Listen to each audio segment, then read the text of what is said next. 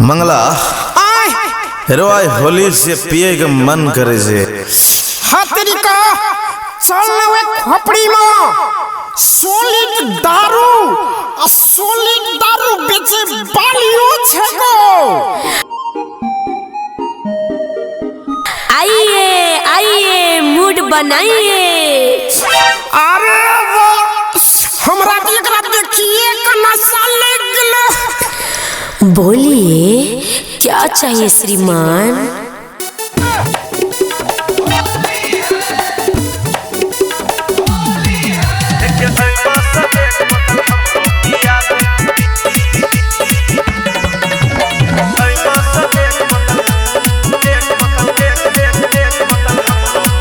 अच्छे होली पावनी भरल छौगेला बनी। अच्छे होली पावनी भरल छौगेला बनी। चिकना में अपन तू बुआ खिया दे हेगे बुआ खिया दे। दे छोड़ी घाट नहीं जे तो कोई में सले वही हरा कोना असल वही की खे वही आ कोई में से पी वही बोलो।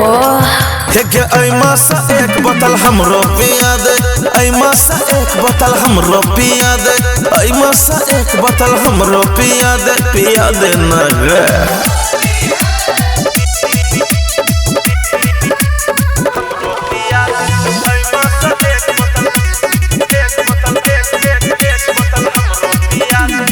भइल मन कर दे नासा लाना मुर्गा के रस गे। कथिला एते तू ऐठे छी गे। करे छी छोड़ी धस धस गे। करे छी छोड़ी धस धस गे। भइल मन कर दे नासा लाना मुर्गा के रस गे। कथि पा एते तू ऐठे छी गे। करे न छोड़ी धस धस गे। छौगे गजरा कमाल ते पर ओठला ले लाल। छौगे गजरा कमाल ते पर ओठला ले लाल। जे बन आए हम गे किछो खिया दे न गे।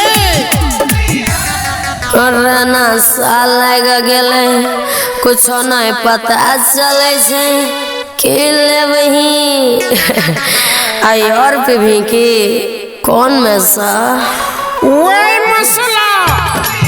अब एक बोतल ऐमा से हमरो पिया दे। एक बोतल ऐमा से हमरो पिया दे गे। एक बोतल ऐमा से हमरो पिया दे।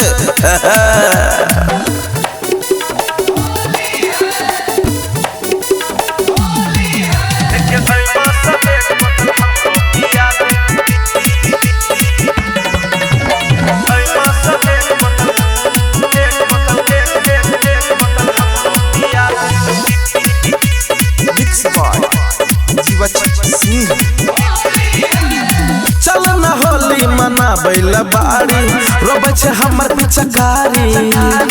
मलिक राकेश सन्नो कुमार गे डाल तो रंग बेरा बारी। चल न होली मना बैला बाड़ी रोबे छे हमर पिचकारी। मलिक राकेश सन्नो कुमार गे डाल तो रंग बेरा बारी। दुनु हाथ धर दे नीचा लाल कर दे। दुनु हाथ धर दे नीचा लाल कर दे। तू रगड़ के मन जोसिया दे। हाय हाय छी एहनो बात बेशरम गई के गल को होली दिन खोलेला। अरे आई होली छिए तले कोई में से लेबी ले। आरो तुरी मुखना छी तुरोर करे सब। एक बोतल ऐमे से हमरो पिया दे। एक बोतल ऐमे से हमरो पिया दे। एक बोतल ऐमे से हमरो पिया दे।